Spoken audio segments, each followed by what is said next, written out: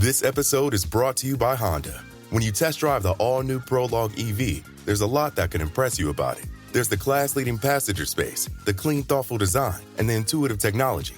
But out of everything, what you'll really love most is that it's a Honda. Visit honda.com/EV to see offers. Ryan Reynolds here from Mint Mobile. With the price of just about everything going up during inflation, we thought we'd bring our prices down. So to help us, we brought in a reverse auctioneer, which is apparently a thing. Mint Mobile Unlimited Premium Wireless. How to get 30, 30, bit to get 30, bit to get 20, 20, 20, bit to get 20, 20, bit to get 15, 15, 15, 15, just $15 a month? Sold! Give it a try at mintmobile.com/switch. $45 up front for 3 months plus taxes and fees. Promo rate for new customers for limited time. Unlimited more than 40 gigabytes per month. Slows full terms at mintmobile.com. This episode is brought to you by Experian. Are you paying for subscriptions you don't use but can't find the time or energy to cancel them? Experian could cancel unwanted subscriptions for you, saving you an average of $270 per year and plenty of time. Download the Experian app. Results will vary. Not all subscriptions are eligible. Savings are not guaranteed. Paid membership with connected payment account required. Thanks for choosing this free Anfield Index podcast. If you'd prefer to listen to this or any of our other shows without adverts, then now's the time to check out Anfield Index Pro. With AI Pro, you can supercharge your entire listening experience. You'll not only get all of our podcasts without the ads, but you'll have them far faster with our Quick Publish feature available exclusively for subscribers. AI Pro also puts you in the heart of our sound studio, with an option to listen to many of our shows live and interact with the podcasters in real time as the shows are recording. Upgrading couldn't be easier. AI Pro is available on all popular podcast platforms. Just head on over to AnfieldIndexPro.com and get started today. Hello, everybody, and welcome to a new season of the Anfield Index Under Pressure podcast. We are back. My name's Dan Kennett, and with me for this first podcast of the new season, it's going to be a coachy chat, but he's the reason why you will come back for another season with us. It's only Mr. Simon Brundish. Evening, Si. Evening, Darth. It all begins again. I'm very, very excited. You? Yes, it is literally lots of new things to talk about. It's. I don't know what to do. I was writing an agenda and I was thinking, well, we've got loads of possible new avenues to go down this time. Yeah. It's good. But Hamza will be joining us tomorrow. We're doing a second part of the preview. Tonight's show is going to be very much sports science focused.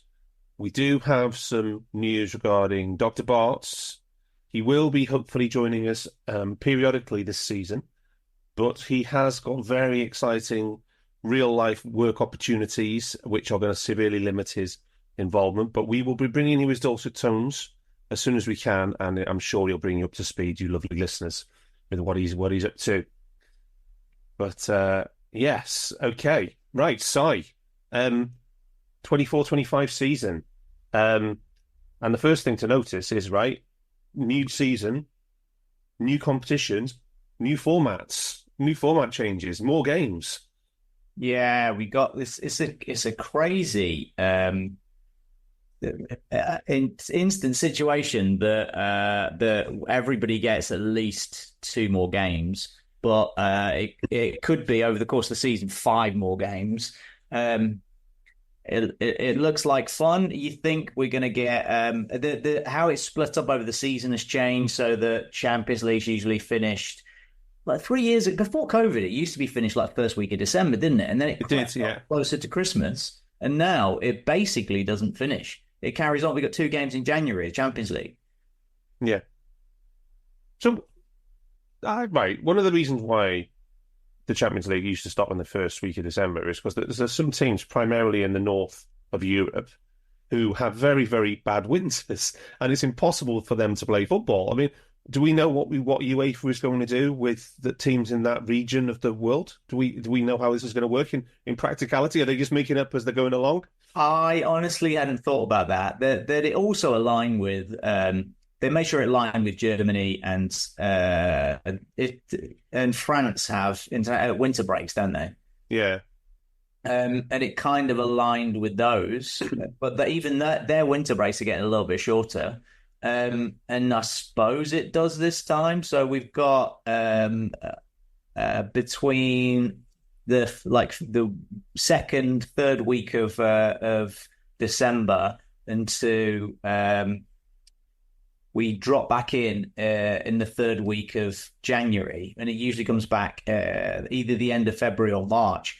So it does still give Germany a chance to have their winter break, I suppose, but then they will be coming straight back into Champions League football, which I'm guessing will be an advantage for us. Okay. So you mentioned 2 extra games as a given. So that's coming from the new Champions League group phase. Yeah. And then if you don't qualify automatically, you then go into the next playoff round and you get a home and away leg. Yeah. So previously we just go into a round of 16, wouldn't we? Which would be typically in February and March. Yeah. And then so that now there's going to be effectively a round of 32 stage. If you finish between, so there's is it 32 teams in the new group stage? No, 36 teams. 36 teams, 8 matches each, sort of kind of, and it's called the Swiss model, isn't it? And it's like a Duckworth-Lewis. And it's going to be drawn at random, isn't it? Almost like, but 8 teams drawn at random. And then if you finish between 9th and 24th in that 36 team group, you're going to have an extra round of 32, effectively, preliminary knockout round before you get into the round of 16. Crazy. So potentially 4 extra games there. 2 extras for sure, and then 2 definitely, two highly likely extra games for us. And where did you say the 5th one was from, Sam? Just the not the Europa League, the Carabao Cup. That we join at a different time this one. So I don't. If you're in Europe, but you think you join one round later than all the other Premier League teams. Yeah, exactly. So my thinking is only that we're guessing entirely our strategy. But in the first round, we usually play kids, but now we're joining in a round later. So my thinking is that it's going to be a harder team. It's more likely we're going to play a harder team. And whenever we've played a harder team before, we always played again. The last 3 years we've played a much more serious team. Yeah, from our perspective, that's all I was really going on. So yeah, sure. So theoretically, it could be it, but we've no idea how serious we're going to take any of these competitions or anything, are we? Well, because it's a new manager, isn't it? That's for sure. Yeah. So previously, you've always broke the season down into 3 blocks before Christmas, typically based around the international breaks. Yeah. Yeah. And a couple after Christmas. There's obviously after I think a couple months. So how's that changing with the new calendar? What changes are you making towards in terms of how you chunking up the season? So because we keep adding more and more bloody winter breaks. I've got 6 blocks right now. Okay. So first block to the first international break is 7th of September. That's 3 games, and that's a game every 5.3 days. It's weekend to weekend, basically. The last game of that block is the Man United game, isn't it? Yeah. So we got Ipswich away, Brentford, and then Man United away. Mm-hmm. And then we've got 2 international games for everybody. Second block is September 14th, which is Forest, first Champions League game. Bournemouth, that's the weird EFL Carabao midweek.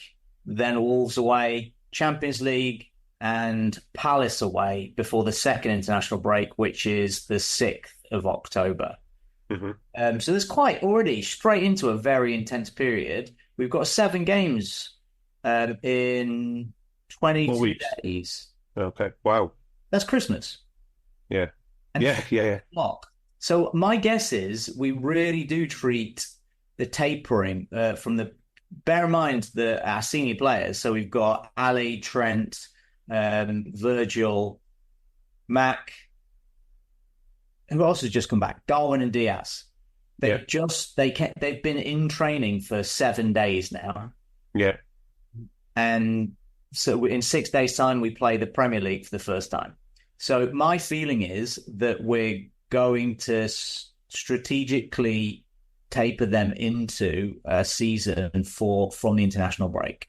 They're not going to be playing like it's mid-season rotations, even though it's only once a week until the international break with those lads, because they need time to practice. For a start, it's not really a physiological thing because they're fit. They only had they're 2 or 3 weeks off, but they're not unfit. It's just a matter of rehearsal. Yeah. Into the new setup, but they need to be fit and firing. Not just them, but the whole squad need to be fit and firing for 7 games in 22 days. Yeah, and we have no idea at this point who. I think in the structure of the Champions League there is seeding, but who knows? The first 2 games in that block could be Bayern Munich and Inter Milan. Well, yeah, absolutely. We don't know yet, do we? The qualifying's kind of going on as we speak, isn't it? Really. Yeah.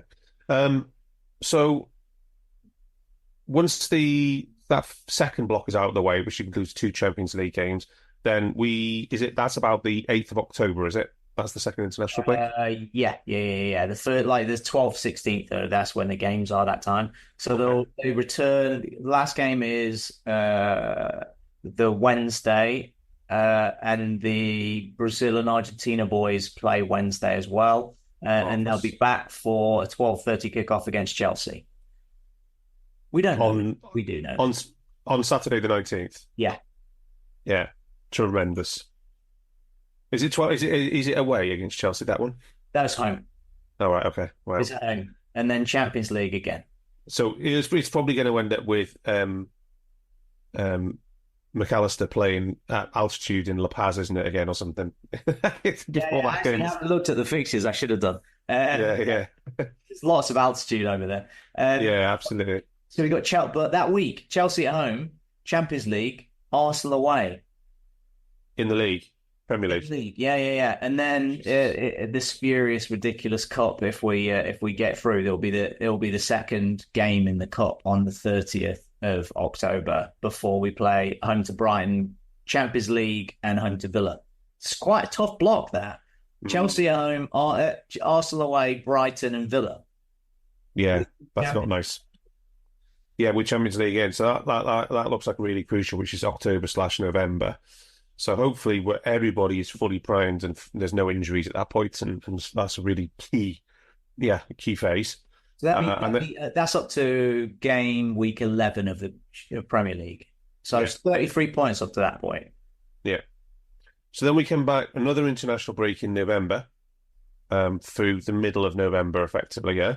Yeah. And then we come back for the sprint all the way up to Christmas, yeah? And New Year. Block 4, which is an absolute beast. And I've got that block going from Southampton away, 23rd of November, right the way through to the Champions League on the 29th of January. So that's extended that block, because typically you have FA Cup and then, in FA Cup 3rd round, and you have FA Cup 4th round in there. But because of those 2 Champions League games in there now, there's no break. Yeah, it's completely changing the dynamic, isn't it, of, what we'd be used to. Yeah. So we've got 71 days in that period and potentially 21 games. Fucking hell. So ostensibly you've got half a season in 2 months. Yeah. Super intensive. Yeah. But this is all predicated on our success in the Caribou. We could be. So this is where we have the weird convergence of Champions League is the same. Champions League return is the same night as Caribou semi-final. Something's going to have to give there. Yeah, so something's going to have to give. Can we just give away the cup, please? That would be great, so we don't have to mess around. Otherwise, that's 2 games in 2 days. Or it depends on what they do. So that's a Tuesday, Wednesday. So Champions League could be high, and then the Caribou semi-final will be on the Tuesday, theoretically. Yeah. So it gets very messy in January. Whereas January, we average 4 games in January. We could theoretically play 9. Yeah. So I was looking at this. So, before the FA Cup third round, there's typically a game on New Year's Day, but it's not this year. Ours looks to be on the 4th of January against Man United. Yeah. I think it'll get dragged a little bit earlier, but and then there's this FA Cup third round weekend, which is about the 7th or the 8th of January, isn't it? FA Cup is the 11th and 12th. Yeah, so it's late this year. Yeah, it's late. It's late to wedge in a Carabao Cup. Fucking hell. Yeah. Yeah. And then when the winter break is after the Bournemouth game on the 1st of February, is that right? Do we have a winter break? That depends on. There's no official winter break. But that's the FA Cup. That's the designated FA Cup weekend. Okay. So the 8th of February is the FA Cup. Yeah. So if we get through to the 4th round, it'll be then. So your block 4, Beast block 4, is going up to the Champions League game 8 or up to the Bournemouth game? Yeah. Champions League game 8. Okay, cool. And then if you're not in the FA Cup 4th round, you might be able to have a week off somewhere, warm weather training. Yeah. Okay.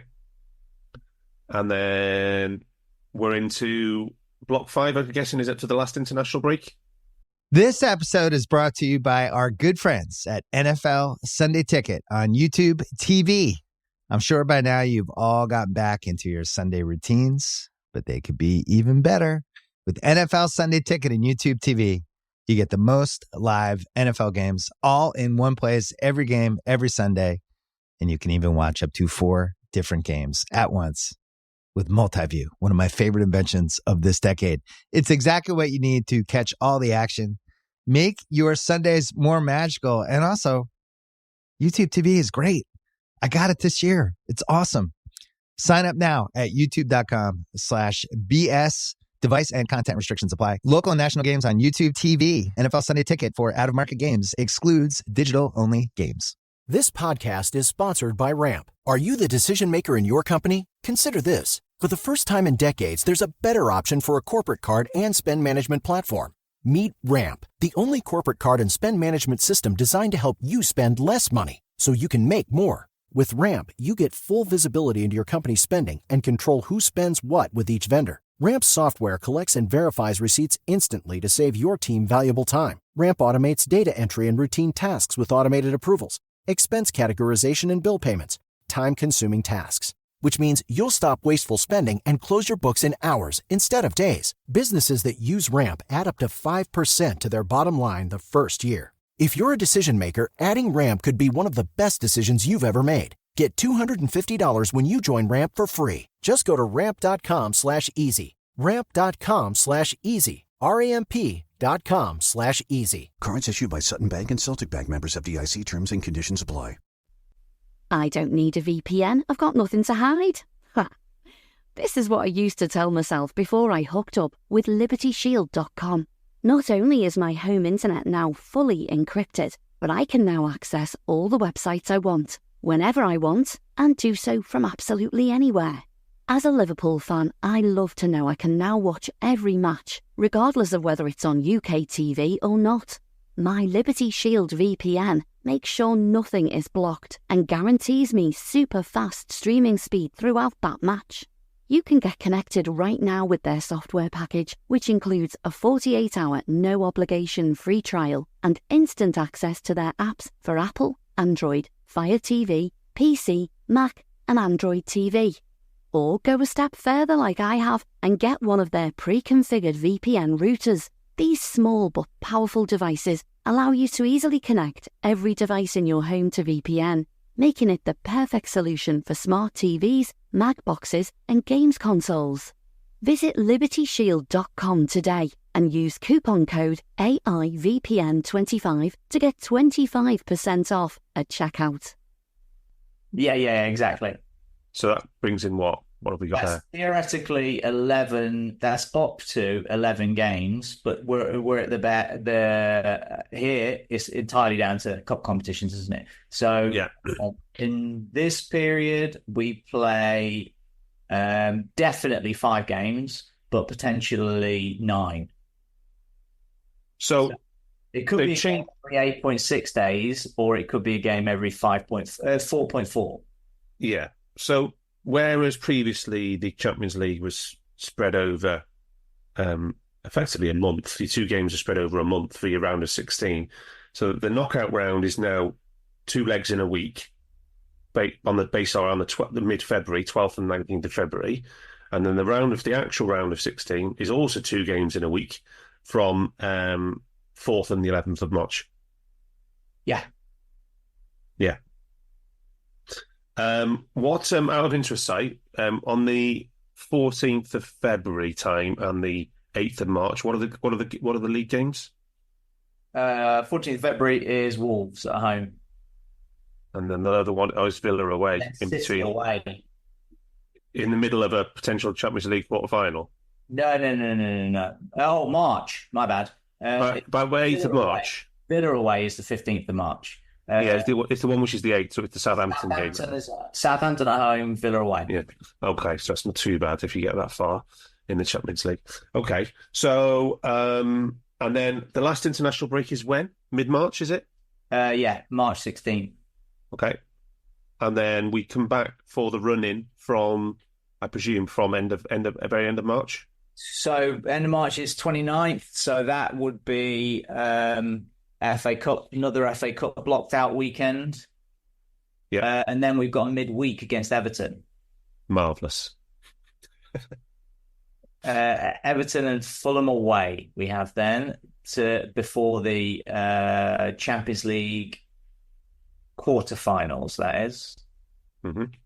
Yeah, Champions and the quarters, the semis, and the final are removed from the previous, what we used to previously. But that block 6 then is kind of the same. That last block after the last international break, yeah. Yeah. It's that block after Christmas, and then in our deepest winter when we've traditionally been horrendous under Klopp in February time. That's where all those extra games are being squeezed in. Yeah.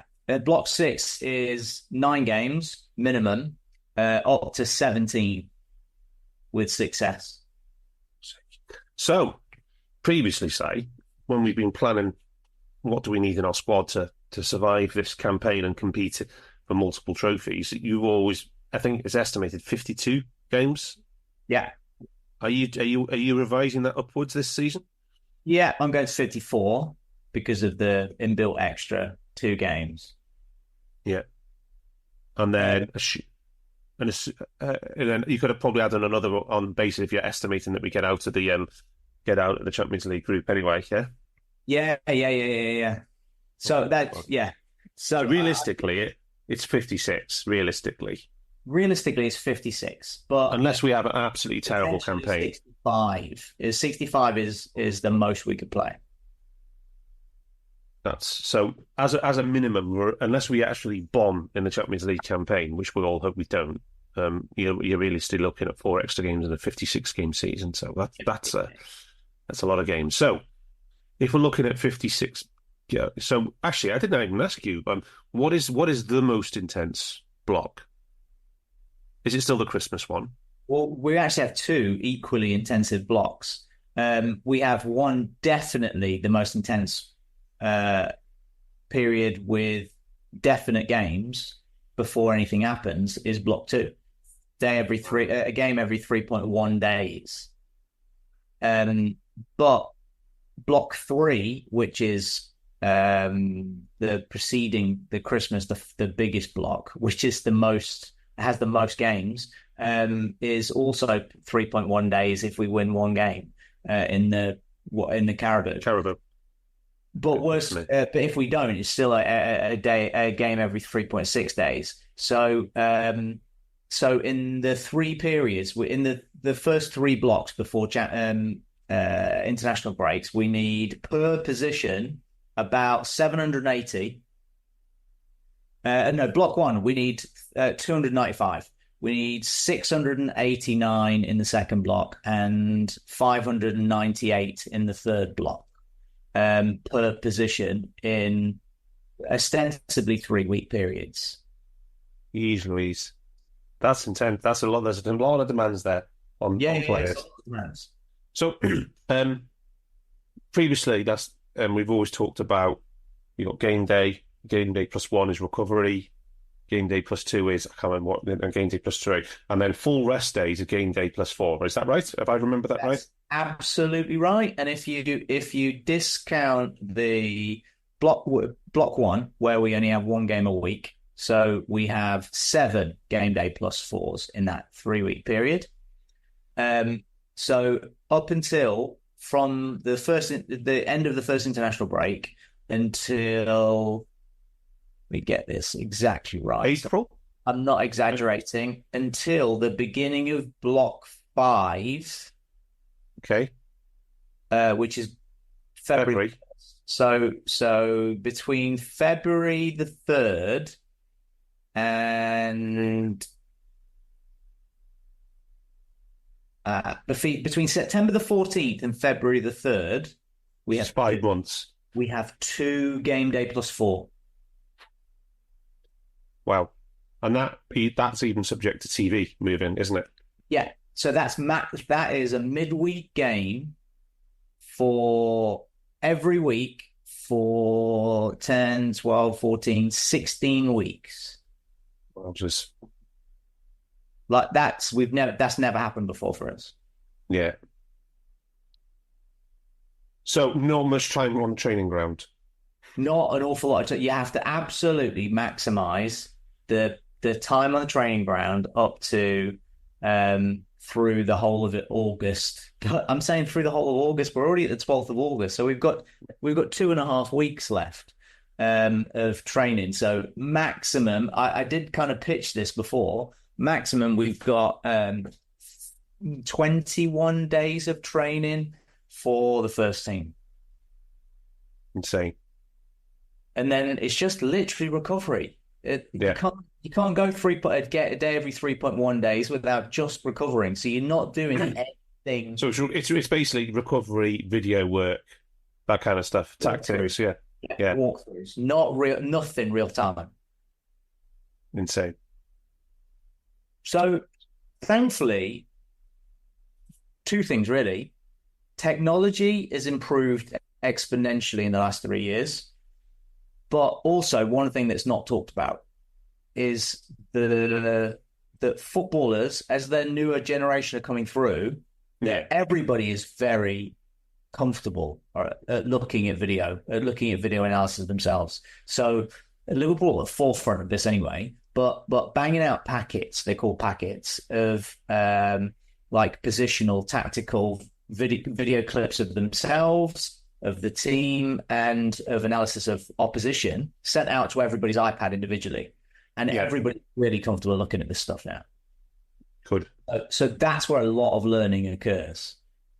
So I'm not sure Arne Slot would have had the same influence on a season with these constraints 5 years ago that he could have now.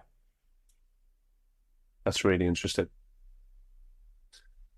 Okay, so you reeled off some numbers of per position that we'd have to say, play. I think you said in block 2 it was upwards of 600 minutes, based on playing every 3 days and stuff like that. So if you're going to plan this out and literally try and crunch numbers to say, what have we got any positions in the squad where we are definitely short of first team players to meet the schedule of the season, given individual players' injury record?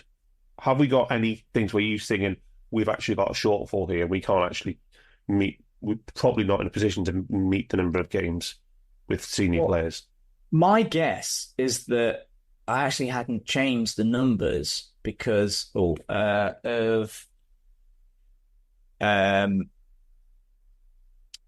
Grav playing 6. Okay. So that kind of changes things. because Grav was just the throw-in as extra minutes to rotate between the eights, which we had plenty of. So theoretically, over the course of the season, you're going to need 5,480 minutes per position. And as eights, we got 8,200. So we got spare. So you can rotate those between those players, between the two sets of eights. But we were struggling with only really 3.5 for a 6 because you can't predict what Bajcetic is going to produce. Quite. Into the 6 because it's impossible. Yeah. And then you've got Endo, who is getting older, who seemed to run out of steam really quickly last season, but he does have a history of playing 3,500 minutes seasons. He does. Yeah, without, and he has a good injury record. Yeah. So let's do something which is really a really interesting exercise. Let's do the centre back side because we know we need 2 of those every game. Yeah, and we know that one of them is a youngster, and 2 of them have got significant injury histories. Yeah. So what the estimate I'm saying is that, and what I was hearing is on a 56 game season, it's over 11,000 minutes, right? Yeah. So are we straight away assuming that Verge is going to have to play another 5,000 minute season or 4,500 minute season? Is that what we're saying? Yeah. For Liverpool, he's going to have to play 4,000 minutes at least. If you think, because the players' minutes, so Ali averages 5,078 minutes a season, but 1,100 of those are for Brazil. Yeah. So we can't just use players' capacities. We have to use what the likelihood of them playing or not for Liverpool and against international minutes. So, Ibu, who is often injured, but actually stayed fairly injury-free for most of the last 2 seasons, though playing periodically and seemed to be saving his minutes. They strategically set up to save his minutes. He was never playing more than once a week, all that stuff. Yes. If they're going to continue with that, we're looking at less than 3,000 minutes in a season. Yeah. 2,800. He averages 2,400. So you were saying, though, for one position, it was 5,600 minutes. I mean, I think you said? Yeah. So that's 2,800 per player per position. If you split, it's a 50-50 split. But that 2,800, Ibu hasn't actually exceeded that many times, has he, in his career? No, twice. So straight away, you've got an issue there. Joe Gomez had his most ever minutes in a season last year. Not quite, but it's the most he's played for 5 years, I think. And that was what, 3,700, something like that. 3,600. Yeah, which is that's a decent return. Absolutely. Right now, and also let's talk about our 2 stellar youngsters, Connor Bradley and Joel Kwanzaa. Right. So if it was up to you, what would you be saying? You'd say we need to make sure that Kwanzaa, for example, pays this much across the season, and otherwise we're going to be risking him. What would you be looking at for him? So you don't want a bigger than 30% increase on their previous season. That's typically where good practice lies. But he already had a massive spike last season, and what happens. So I'm using knowledge based on sports. What did he play last season? 2,700 for us. 2,836. What did he play for us last season? He total for Liverpool. He played. Get those up. I have my iPad in the way of his numbers. He played 2,700. Yeah. And I thought in April and May, I thought he was one of the players who tailed off quite badly as well, compared to what he was like, particularly before Christmas. But that's natural because he's a young player, and it's a lot to ask a young player to do. Sure, could well be that. It could well be stress, the increase of stress for the season. emotional stress. We look at there's a lot of lads who seem to tail off at the same time. Was that because of the amount of the intensity of games that they played, the workload that they'd had, or was it a consequence of running for 4 competitions at the same time, plus the intensity and the scrutiny of Klopp leaving? Like, I don't know what the answer to that is, but either way, you don't want to be expecting more than 3,300 minutes probably off him. 3,400 minutes, which would be amazing. And he looks like he seems to be going to be a starter for us, doesn't he? Hey guys, it's Eddie Gibbs from Anfield Index here. I hope you're enjoying this podcast, and I'm sorry to call time on the show before it ends. In the current climate, it's tougher than ever before to offer podcasts for free. At Anfield Index, we produce over 75 free shows every month, which I'm confident is unparalleled in the LFC sphere. Whilst we'd love to offer everything for free, the production costs now make this impossible. That said, we don't want to follow the model of other channels and lock all of our content behind a paywall. So what we've decided to do is to continue offering every show for free, but cut that offering to 30 minutes on our longer shows. So to get all of our shows in full and enjoy the best of everything we have to offer, we really hope you'll consider supporting the channel and signing up at AnfieldIndexPro.com. For about the price of 1 cup of coffee, you'll get every podcast in full with 0 ads. You'll also get access to our LFC VIP community, where you can enjoy live podcasts, engage with our podcasters, and chat with other Reds in real time. So that website again, AnfieldIndexPro.com. Join today. Sports Social Podcast Network.